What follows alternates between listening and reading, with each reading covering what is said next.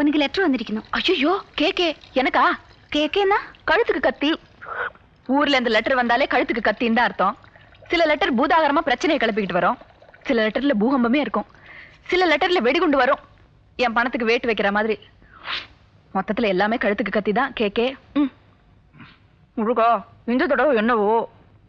அன்புள்ள நந்தினிக்கு உன் அம்மா எழுதி கொண்டது. இங்கு யாவரும் நலம். கணேஷுக்கு டைபாய்டு ஜுரம். விவேக்கு கிரிக்கெட் விளையாடி மண்டைய பழந்துகிட்டு வந்து நிக்கிறான். சரோஜாவுக்கு இந்த மாசாந்திர வைத்த வலி நின்ன பாடு இல்ல. என்னமோம்மா, நீ அனுப்புற பணம் தான் வைத்திய செலவுக்கே சரியா இருக்கு. அடிச்சு அடிச்சு எழுதாதிரி சனியனே. நீ முழுகாம இருக்கிற நல்ல செய்திய எப்ப சொல்ல போற?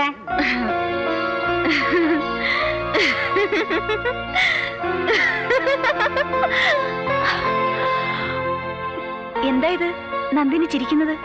ലെറ്ററിൽ വെടിയേതും വരില്ലയോ? വന്നിருக்கு சிரிப்பு வெடி. நான் முழுகாம இருக்கேன்னு கேட்டு எங்க அம்மா எழுதிருக்காங்க. എന്റെ ഗുരുവായൂരപ്പാ, കല്യാണം കഴിക്കാത്ത ഒരു പൊണ്ണുകിട്ടെ എന്താ തായാവത് മുഴുകാമ ഇരിക്കാന്ന് കേൾക്കുമോ? നിന്റെ അമ്മയ്ക്ക് എന്താ പ്രാന്താ? எனக்கு கல்யாணம் ஆயிடுச்சு.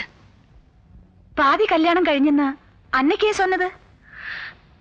எல்லாமே பாதியிலே முடிஞ்சு போச்சு.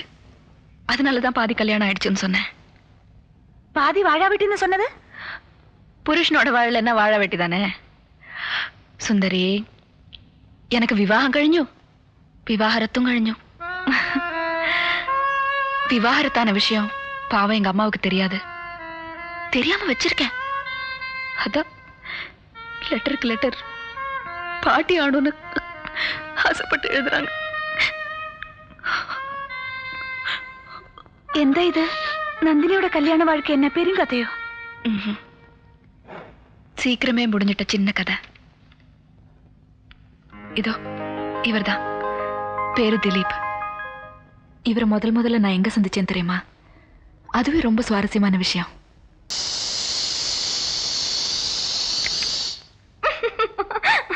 வேடிக்கையால இப்படி பல சம்பவங்கள். அதுக்கப்புறம் என்கிட்ட அன்பா பழகினாரு, அடிக்கடி சந்திக்க ஆரம்பிச்சாரு, கல்யாணத்தை பத்தி பேச்சு எடுத்தாரு.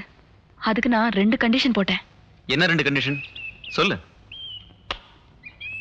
கல்யாணத்துக்கு அப்புறமும் நான் வேலைக்கு போகணும். ரைட், எப்படியோ எனக்கு நீ வேணும். ஆனா என் குடும்பத்துக்கு நான் வேணும். என் தம்பிங்க தலையெடுக்கிற வரைக்கும் நான் தான் அவங்களை காப்பாற்றணும். என் சம்பளத்தை அவங்களுக்கு அனுப்பணும். அதுக்கு நீங்க சம்மதிக்கணும். Double right. உன் குடும்பத்துக்கு நீ பொறுப்பு, நம்ம குடும்பத்துக்கு நான் பொறுப்பு. அப்புறம் என்ன? வார்த்தை தவற மாட்டீங்களே?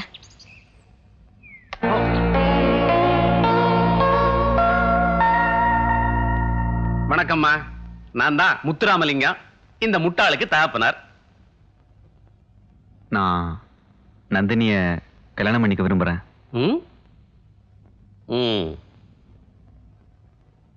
அநாகரிகமா இருக்கும், இருந்தாலும் கேட்கிறேன்.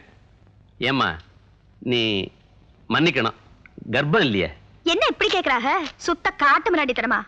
நான் பிராக்டிக்கலா பேசுறவன். ஒரு முட்டாள பெத்த முட்டாள்ங்கிற முறையில சாரோட எதிர்காலத்தை முடிவு பண்ண வேண்டியவன் நான். எனக்கு கொஞ்சம் டைம் கொடுங்களேன். Just 24 hours. இப்ப பேசுவோமா? பாயிண்டா பேசுவோம். முத பாயிண்ட், உன்னை காதலிக்கிறதுனால என் பையன் உன் குடும்பத்தையே கல்யாணம் பண்ணிக்க முடியாது.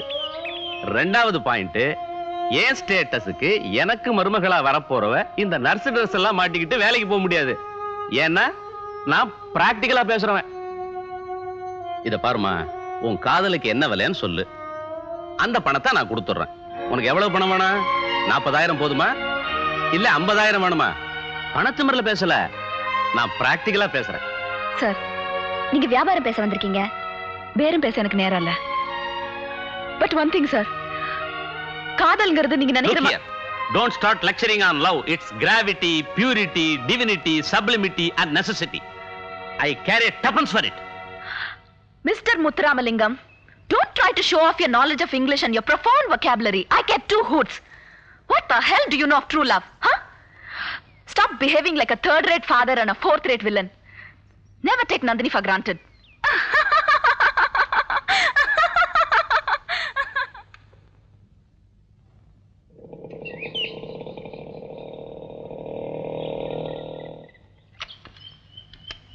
ஹாஸ்பிட்டல்ல இருந்து வீட்டுக்கு திரும்பின எனக்கு லெட்டர் பாக்ஸ்ல ஒரு அதிர்ச்சி காத்துட்டு இருந்தது. திலீபின் அப்பா எழுதிய லெட்டர் இல்ல, இது ஊர்ல இருந்து வந்த லெட்டர். கழுத்துக்கு கத்தி, கேக்கே. அம்மா நந்தினி, உன்னை சரணாகதி அடையிறத தவிர எனக்கு வேற வழியே தெரியல. என் புருஷன் கொஞ்சம் சரியில்லைங்கிறது உனக்கு தெரியும். எல்லாம் என் தலையெழுத்து. அவர் வேலை பார்க்குற இடத்துல 20,000 ரூபாய் பணத்தை கையாடல் பண்ணிட்டாரு. அதுக்கு இன்னொரு அயோக்கியனை கூட்டு அவன் இந்த பணத்தை எடுத்துக்கிட்டு சிங்கப்பூருக்கு ஓடி போயிட்டான். இவர் மட்டும் அரெஸ்ட் ஆகி லாக்கப்ல இருக்காரு. அந்த அதிகாரி வீட்டுக்கு போய் எப்படியாவது என் புருஷனை காப்பாத்துங்கன்னு கதறின. அந்த பணத்தை திருப்பி கொடுத்துட்டா கேஸ வாபஸ் வாங்கிக்கிறேன்னு சொல்லிருக்காரு. என்ன செவியோ எது செவியோ, எப்படியாவது என் புருஷனை காப்பாத்து. நீ என் தங்கச்சியா இருந்தாலும் உன் கால விழுந்து கெஞ்சி கேக்குற. என்னையும் என் புருஷனையும் கைவிட்டுடாத. உடனே பணத்தோட வா. 500, 1000 நான் எப்படியாவது புரட்டிடுவேன். 20,000 ரூபாய்க்கு நான் எங்க போவேன், என்ன பண்ணுவேன்? எனக்கு ஒண்ணுமே புரியல. அந்த நேரத்துல திலீப்போட அப்பா சொன்ன வார்த்தைகள் தான் ஞாபகத்துக்கு வந்தது. சொல்லு.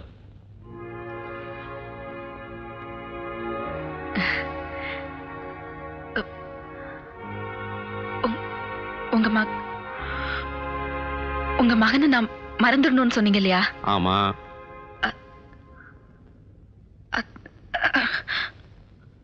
அதுக்கு நான் ரெடி சார்.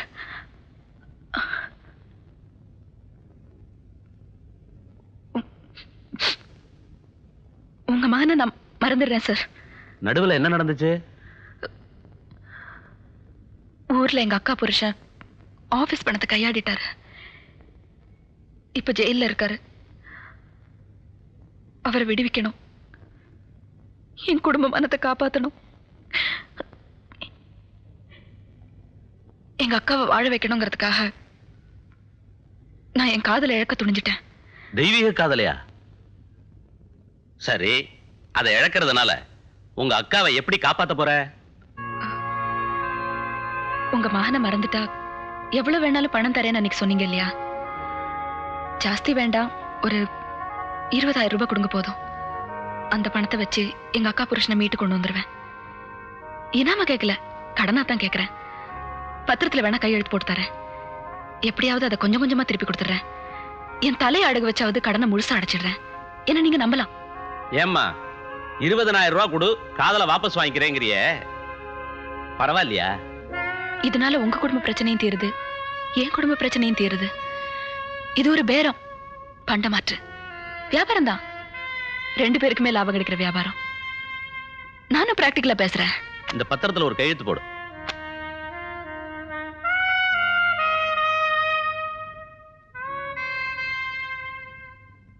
நான் பணம் கொடுத்த விஷயம் என் பையனுக்கு தெரிய வேண்டாம். நந்தினி வெறும் பத்திரத்துல கையெழுத்து போட்டது?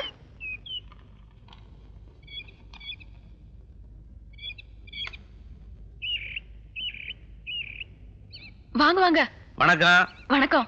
ஏது இவ்வளவு தூரம் அவுட் ஹவுஸ் வரைக்கும் தேடிட்டு வந்திருக்கீங்க? நான் வாங்கின பணத்துக்கு அதுக்குள்ள வட்டி தரணுமா? ஆமா. எவ்வளவு வட்டி தரணும்? வாழ்க்கை பூரா தரணுமா? அது கேட்கத்தான் வந்திருக்கேன். என்ன சார் இது? உங்களுக்கு மீச நரைச்ச அளவுக்கு ஆசை நரைக்கலையா? நீ கையெழுத்து போட்ட பத்திரத்தை படிச்சு பார்.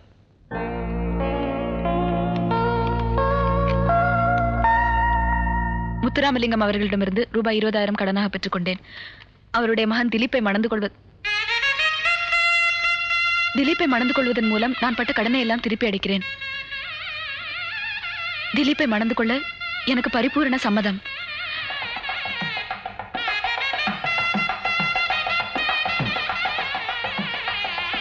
கழுத்தை ரெடியா வச்சுக்க, தாலி கட்டிக்க. 3ஆந்தர தந்தை 4ஆந்தர வில்லன்னியே, அதை இப்பவும் வாபஸ் வாங்கிக்க மாட்டியா? நீ நல்லா இருக்கணுமா? வீட்டுக்கு போனாலே எப்பவும் எனக்கு பிரமாதமான வரவேற்பு இருக்கும். ஒரே கூச்சலும் கும்மாளமா இருக்கும். ஆஸ்பத்திரி, நோயாளி, வியாதி, ரத்தம், அழுக, கூக்குரல் இதெல்லாம் சதா கேட்டுட்டு இருக்கிற என் காதுகளுக்கு இவங்க போடுற கூச்சல் ரொம்ப இனிமையா இருக்கும். ஆனா நான் கல்யாணம் பண்ணிக்கிறதா முடிவு பண்ணிருக்கேன்னு சொன்னதுதான் தாமதம்.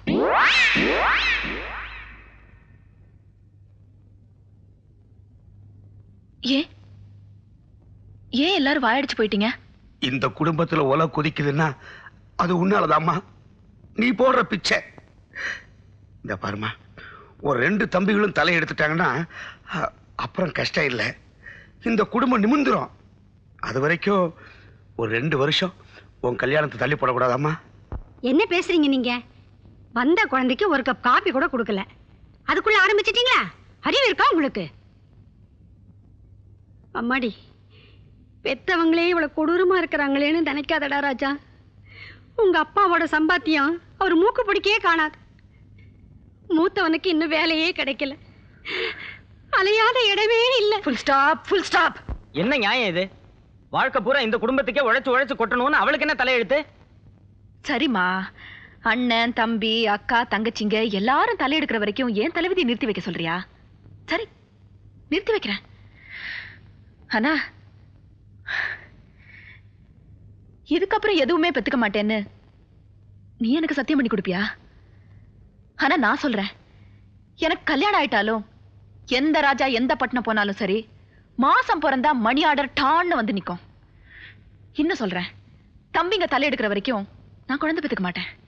இது சத்தியம். இப்ப சொல்லுங்க, நான் கல்யாணம் பண்ணிக்கலாமா?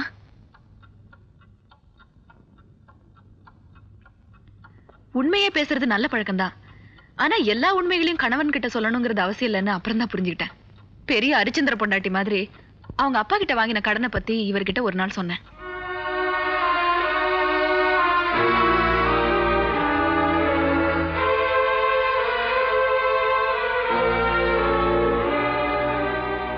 ஏண்டி இத்தனை நாளா என்கிட்ட சொல்லல? அதான் இப்ப சொல்லிட்டேனே. 8 மாசம் கழிச்சா? அப்போ நீ மேல வச்சிருந்த காதலுக்கு 20,000 ரூபாய் தான் வேலையா? பணத்துக்காக நம்ம காதலையே வேலை பேச துணிஞ்ச நீ இன்னும் பெரிய கஷ்டம் வரும்போது உன்னையே வேலை பேசிக்குவ. கிணறு வெட்ட பூதம் கிளம்பிடுச்சு. அன்னைக்கு பிடிச்சது என் வாழ்க்கையில கிரகணம்.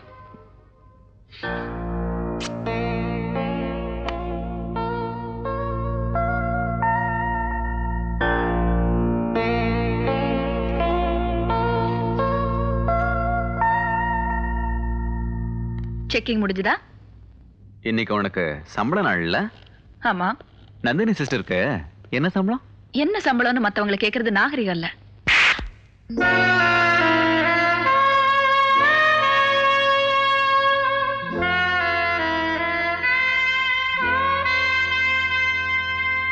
பையில 150 ரூபாய் தான் இருக்கு. பாக்கி சம்பளம் எங்கடி? எங்க அப்பாவுக்கு அனுப்பிச்சிட்டேன். யாரை கேட்டு அனுப்பிச்ச? நம்ம ஒப்பந்தமே அதானே. கல்யாணத்துக்கு முன்னால நான் இது உங்ககிட்ட சொல்லலையா? எங்க அப்பா கிட்ட 20,000 ரூபாய் கடன் வாங்கினிய கல்யாணத்துக்கு முன்ன, அத சொன்னியா? அந்த கடனை எவண்டி அடைப்பான்? சொல்றத கவனமா கேட்டுக்க. உனக்கு மாசம் பிறந்தா சம்பளமா கிடைக்கிற 1268 ரூபாயும் எனக்கு தெரியாது நினைச்சியா? மொத்தமா என்கிட்ட வந்து சேர்ந்தாகணும். அதுல ஒரு நயா பைசா கூட உன் குடும்பத்துக்கு நீ அனுப்பக்கூடாது. ஜாக்கிரதை. என்னைய நம்பி இருக்கிற அந்த குடும்பம் எப்படி நடக்கும்? செத்து ஒழியட்டும். I don't care. அது என்ன நியாயம் சுந்தரி? இவருக்கும் தம்பி தங்கச்சி குடும்பம்னு இவரையே நம்பி இருந்தா அவங்கள வச்சு இவர் காப்பாத்த மாட்டாரா? ஆம்பளைக்கு ஒரு சட்டம், பொம்பளைக்கு ஒரு சட்டமா? நீ என்ன செய்தே? என்னைய நம்பி இருக்கிற என் குடும்பத்தை நான் காப்பாத்தியே ஆடும். At any cost.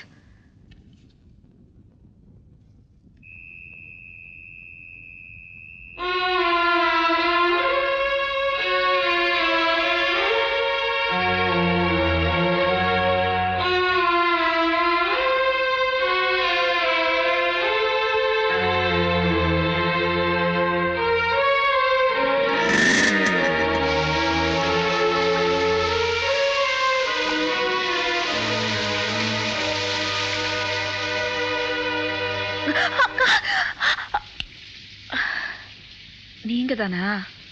எங்கடி ஊர் சுத்திட்டு வர்ற கொட்டுற மழையில? மணி 11ஆவது. தினம் உனக்கு இதே வேலையா போச்சு. இன்னைக்கு நீ உண்மையை சொல்லல, இதே இடத்துல உன்னை கழுத்து நெச்சு கொண்டு போட்டுருவேன். சரி சொல்றேன், கேட்டுக்கங்க. ஹாஸ்பிட்டல்ல நான் வாங்குற சம்பளம் 1268 ரூபாயில ஒரு நயா பைசா கூட ஊருக்கு அனுப்பக்கூடாதுன்னு கண்டிஷன் போட்டுட்டீங்க. அதுக்காக என் குடும்பத்தை பட்டினி போட்டு கொல்லவா முடியும்? என்னையே நம்பி இருக்கிற அத்தனை ஜீவன்களும் வயத்த கழுவ நான் சம்பாதிச்சே ஆகணும். அதுக்காக ஹாஸ்பிட்டல் டியூட்டி முடிஞ்ச உடனே சில வீடுகளுக்கு போய் பிரைவேட் நர்ஸா வேலை பார்க்கறேன். Over time. அதுல கிடைக்கிற பணத்தை தான் ஊருக்கு அனுப்புறேன். உன்னை எப்படி நம்புறது? உன் குடும்பத்தை காப்பாத்துறதுக்காக நீ அந்த தொழிலுக்கு போயிட்டு வரையோ என்னவோ? Oldest profession. அந்த தொழிலே செய்யலாம். உங்களுக்கு மனைவியா இருக்கிறதுக்கு பதிலா அது கொஞ்சம் நிம்மதியாவது இருக்கும்.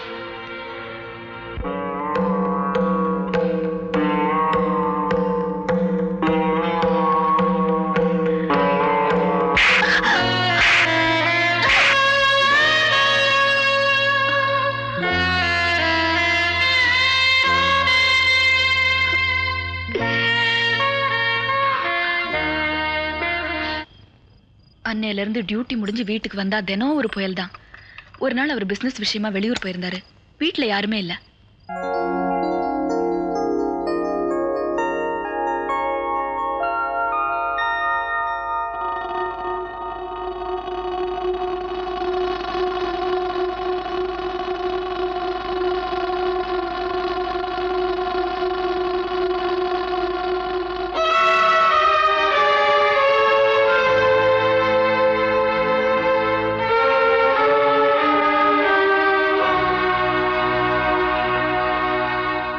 எதுக்காக இப்படி திருட்டுத்தனமா ஒளிஞ்சிட்டு இருக்கீங்க? உன் திருட்டுத்தனத்தை கண்டுபிடிக்க தாண்டி. என்ன வேவு பார்க்கத்தான் வெளியூர் போறேன்னு போய் சொல்லிட்டு போனீங்களா? இன்னைக்கு தப்பிச்சுக்கிட்ட, என்னைக்காவது ஒரு நாள் உன்னை கையும் களமா பிடிக்கிறேன்டி திருட்டு கழுத.